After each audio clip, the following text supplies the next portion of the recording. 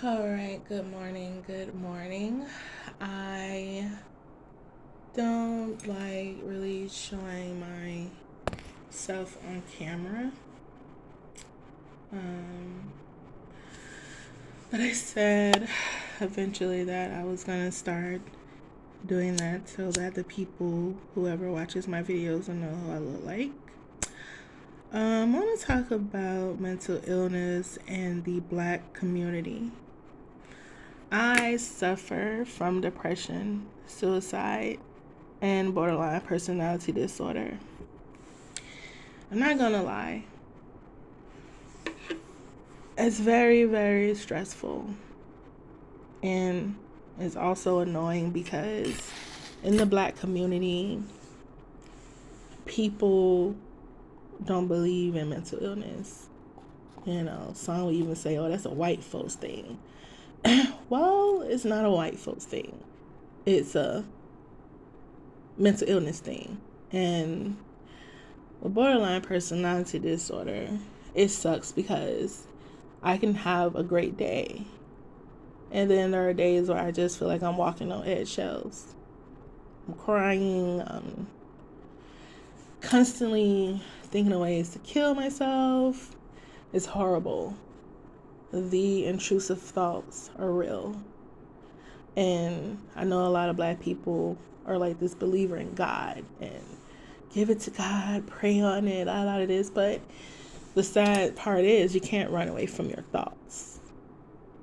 And with mental illness, especially for me, when the intrusive thoughts come in, I feel like I'm trapped in my mind and I'm running.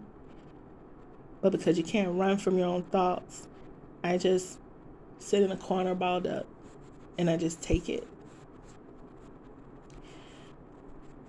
Having BPD puts a strain on your personal life because not every person is genuine and will understand, okay, when she lashes out, she's having an episode.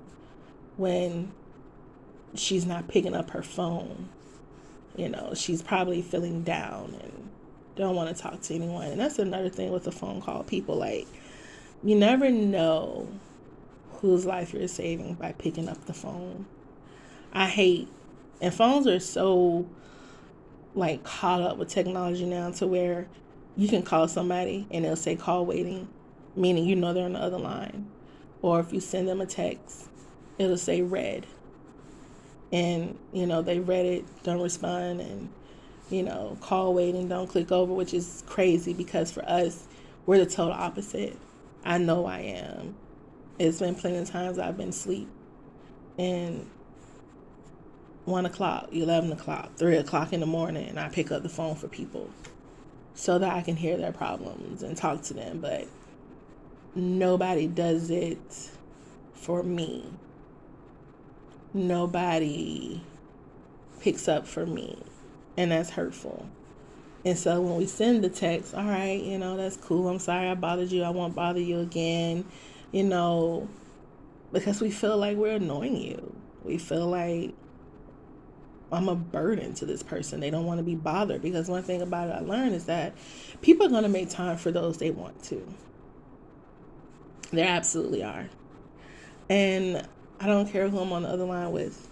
Unless it's a job, of course, or something, but other than that, I'm going to click over and say, hey, what's going on? If I know it's not that important, I'm going to say, well, hey, I'm on the phone with XYZ. I'm going to call you back. Mental illness, any type of mental illness gets a bad name because since mental illness have been discovered, or however that goes about, humans have not been able to handle it well. They will call you crazy and put you in a mental home, asylum. And let me tell you, I've been in one of those, and those places will make you crazy. You have no window. You have no TV, white walls, a bed. And this is what I'm supposed to look at all day. And what I hate most about the stigma of mental illness is that we're crazy, or, we're killers, we're psycho. I don't want you to be around my kids. I don't want you to be around me. And it's just sad, the rep we get. And it's even more disgusting to hear, and I'm not trying to be racist here, but I find it very disturbing that white people always use mental illness for the heinous crimes they commit. No, that's not mental illness. That's hatred in your heart. You're just an evil person. And, mental illness just gets a bad name. It really does mess with my personal life. I'm in school. And, the thing with black people, and I say black people because I only have gotten this from black people. When you're trying, never really uplift you. Never say, I know you're trying. Keep doing what you're doing. It's always, you're not doing enough. When in reality, you're doing everything you can. And that right there sets off a person with mental illness. You make us feel like, well, maybe I'm not trying. Well, it's not going to get better. Well, I might as well kill myself because I'm tired of this shit. I'm tired of being left out. I'm tired of feeling down. I'm tired of people telling me that I'm not trying when in reality I am. You really got to know your boundaries and know how to talk to people with mental illness. I know living with schizophrenia is a little different, a little more difficult, but at the end of the day, we're human. We just have these little extra thoughts in our heads that we wish. I'm sorry.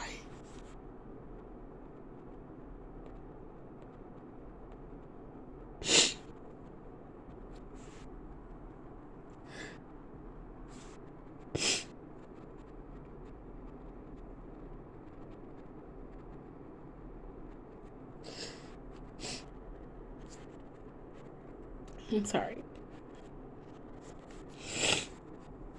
That's another reason why I don't show myself on video, because when I talk about mental illness, I get really sensitive because it annoys me how humans are and just how they are so negative to people with mental illness. Like, nobody asked to be this way. And the pills they give us, horrible.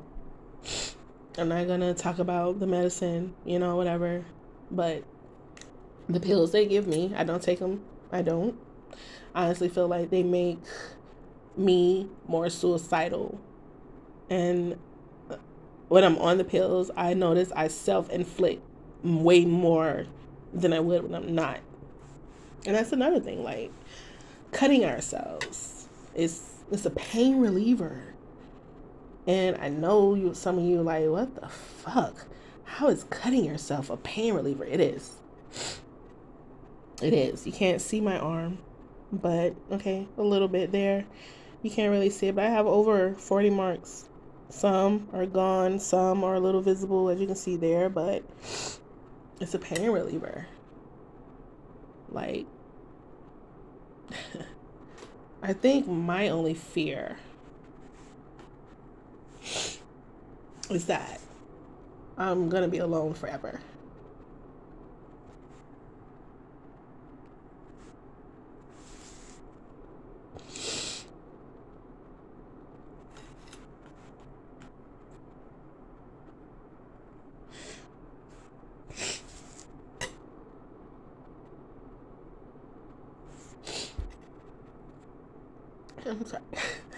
I'm sorry. I'm trying to get it together, but I say that because nobody is genuine these days, seem like. And when you have an episode and that person probably can't deal with that. And I've just accepted that, like, maybe it's just me and me forever. But whoever gets me, know that I am an awesome person. I am. But, you have some people out there who are amazing. I last semester or 2 semesters ago, there was this guy in my class, I'll never forget. It was a psychology class. No, humanities class or something like that? I don't remember, but I'm definitely not a people person anymore. I don't trust people. I just don't. I've been hurt way too much by people. Way too much. And so when I have to go to class instead of my online classes, it always irritates my soul because I'm like, ugh, I don't feel like dealing with people. And we had to do a report on something, I don't know. And I chose mental illness. And I'm very open about my mental illness because I feel like some people with mental illness are like those who are gay. They're in the closet and they don't want to come out to the world because the world is, not the world, but the people are cruel.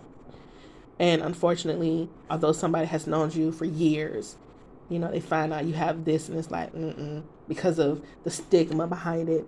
They're like, oh no, I gotta stop hanging with this person. They're crazy, But long story short, I explained to them about my mental illness, and I told them about, how I cut on myself and how people look at us like, well, Mike Myers or Chucky, and people perspective of you definitely change once they find out who you are. And of course, at school, you got your young kids, just graduated high school, they're in school, and they were being like completely rude and all this and that. And I stormed out the room. Well, not stormed out, but I definitely left out because of what happened. And the next day, the guy, he's gay. And I don't know what, but he just looked behind me and smiled and was like, I love you. And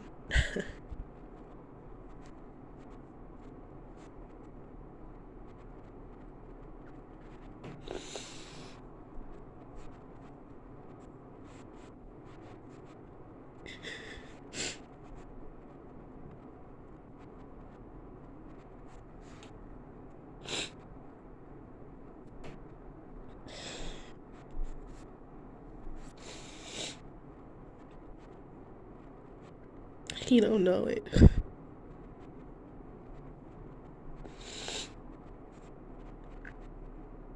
He doesn't know it, but he put the brightest smile on my face that day, and I had a most amazing day after that. So, I think I'll just be glad when people get back to having humanity and feelings and caring about people. And I miss the 90s people. These new generation people are horrible. But moral of the story is, educate yourselves on mental illness. Get to know a person with mental illness. Be there, truly be there for a person with mental illness.